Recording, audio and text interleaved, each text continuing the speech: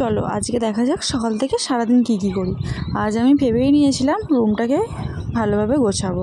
খুবই অগোছালো হয়েছিল, তার জন্য ভাবলাম আজকে সকাল থেকে আগে উঠে কাজ টাজ যা সারা সেরে তারপরে রুমটাকে ভালোভাবে গোছাই। তারপরে এইভাবে গোছাতে এক এক করে গোছাতে লাগলাম। বিছানাটা তুলছিলাম, ও চলে গিয়েছিল অফিস, তো সারাদিন তো এইভাবেই এবার কাটবে। ঘরটর গোছালাম, ভুলে গেছে ও অফিস যায়নি, ও গেছে অনলাইনে কিছু অর্ডার দিয়েছিল, সেগুলো দিতে এসেছে, সেগুলো আনতে গেছে, তারপরে ও অফিস যাবে। তো আমি তো খুবই আনন্দের উৎসাহতে আমি এখানে রুম গোছাচ্ছি। তো অনলাইনে আমার মনের মতো কিছু খাবার টাবার দেয়া ছিল, সেগুলো চলে এসেছে, তো সেগুলো আনতে গেছে। আমি তো বারবার খালি দেখছি যে গেটের আওয়াজ হলেই দেখছি নাকি যে ও আসছে নাকি দেখছি বারবার। তো যতবার দেখলাম না আসেনি, বললাম দেখা যাক, সব কিছু গোছাতে যদি চলে আসবে তো বটেই। তো দেখতে থাকো।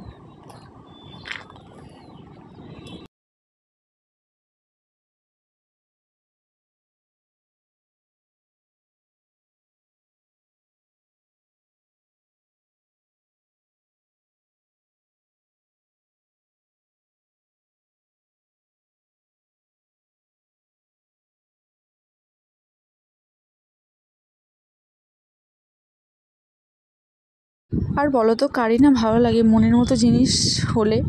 সবটাই মনের ওপর সব কিছু নির্ভর করে। কোনো জিনিস হোক, খাওয়ার জিনিস হোক, পড়ার জিনিস হোক, যাই হোক, যে না মনে যেটা হবে সেটাই বেশ পূরণ হবে। বাট সব ক্ষেত্রে হয় না, তাও যতটুকু করার যায়। তো তারপরে এখানে একটা মিনি টেবিল আছে, এটা ওর করার ছিল, তো এটাই ওখান থেকে যেখানে থাকতো সেখান থেকে আনা হয়েছিল। সেখানে এনে এখানে টুকিটাকি যে আমাদের শ্যাম্পু, সাবান, তেল, এই সবগুলো এখানে রাখা হয়।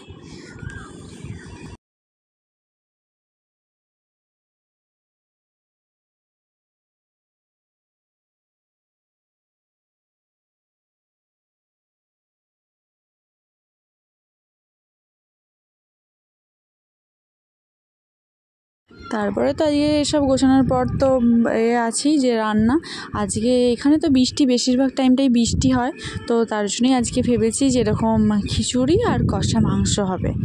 তো সেই তোড়জোড়ও হচ্ছে, তো আগে এগুলো সব গোছগাছ করে নিই, তারপর রান্নাঘরে যাব।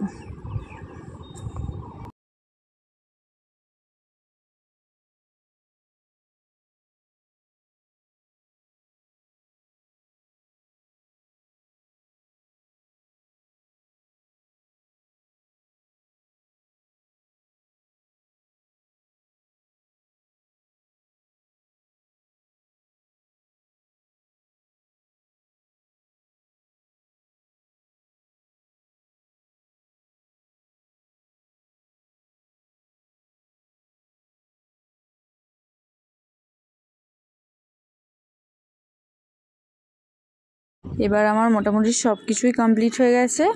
তো দেখো সব কিছু কমপ্লিটের পর কেমন লাগছে। তো রান্নার রুমেতে কিছু বাসনও ছিল, সেসব ধুয়ে তারপরে ঘরটার মুছে একবারে পরিষ্কার করে এই যে রান্নাঘর, এখানে বাসন টাসন সব ধোয়া হয়ে গেছে। তারপরেই আবার দেখলাম দরজায় ধাক্কা দিচ্ছে, তারপরেই আমি আগে থেকে দেখে নিয়েছি যে ও চলে এসেছে, তাই জন্যই আগে থেকে একটু ভিডিও করছিলাম। তারপরে ও বলছে বাব্বা কি খুশি, যে আনন্দে ধরেনি। হ্যাঁ বলছি হ্যাঁ অবশ্যই। তারপরে তো আমি এখানে বসে পড়লাম নিয়ে এগুলো, যে খাদ্যরসিক মানুষের খাবার চলে এসেছে ও বলছে। তারপরে এগুলো এক এক করে এইভাবে দেখতেই থাকলাম। তারপরে ওকে বলছিলাম যে এগুলোর তাহলে এত দাম লেখা আছে, বলছে এতে প্রিন্ট এক থাকে, কিন্তু প্রিন্ট যাই থাকুক, তো এগুলো দোকানে অনেক কম দাম। সেই নিয়ে একটু আলোচনা হচ্ছিল যে আমরা এইসব নিয়ে যদি একটু ব্যবসা খুলতে পারি, অনলাইনে সব জিনিসপত্র সব কেনাকাটা করে তারপরে যদি দোকান করে একটা যদি বিক্রি করা যায়। আমি বলছি হ্যাঁ, লোকের তো খেয়ে কাজ নেই না, তোমার এ থেকে কিনবে। বলছে কেন, এরকম তো হয়। তারপরে এগুলো সব একে একে সাজিয়ে এইভাবে একটা ছবি তুললাম, তারপরে একটু ভিডিও তো করলাম। এরপরে এবার আসছে যেরকম এখানে অনেক কিছুই ছিল, কেক, বিস্কিট, অনেক ধরনের বিস্কিট ছিল। তারপরে 3 ধরনের সস ছিল। আমার চিলি চিকেন খেতে খুব ভালো লাগে। ময়দা ছিল, পাস্তা ছিল, এগুলো সব, খেজুর ছিল। চলো এবার রান্নার রুমে চলে যাই। তো এখানে কাঁচা লঙ্কা পেঁয়াজ সেরকম কিছু থাকেনি রুমেতে, তার মধ্যেও টুকিটাকি দিয়ে আমি বললাম যাই হোক, আমার প্রচুর ইচ্ছে আছে, তো আমি আজকে এটা করে খাবই। তো তারপরে এই টুকিটাকি বাঁধাকপি, বরবটি, আলু দিয়ে এগুলো একটু ভাজা করছিলাম। তারপর এগুলো ছিল আগে, তার আগে চাল ডাল সেদ্ধ করে ফেলেছিলাম লবণ আর হলুদ দিয়ে। তো এখানে একটু ডিম ভেজে নিচ্ছি।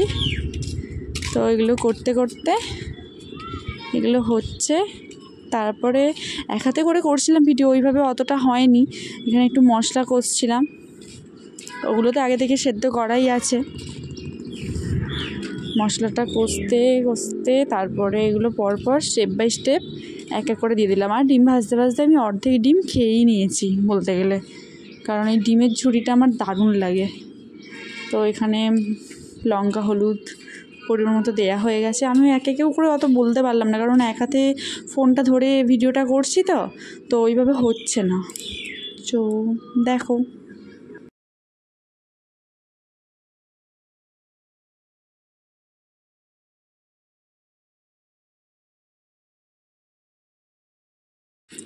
আর এই যে আগে থেকে চাল আর ডাল ফোটানো ছিল, তো অল্প সেদ্ধ করা ছিল, তার মধ্যে এই যেগুলো ভাজা সেগুলো দিয়ে দিয়েছি।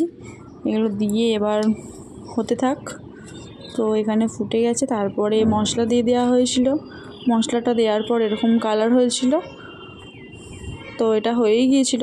তারপরে কষা মাংসটা একটু দেখালাম। তারপরে ছাদে এসেছিলাম হঠাৎ করতে, বৃষ্টি নেমে গিয়েছিলো, জামা কাপড় তুলতে এসেছিলাম। আজকের মতো এইটুকুই।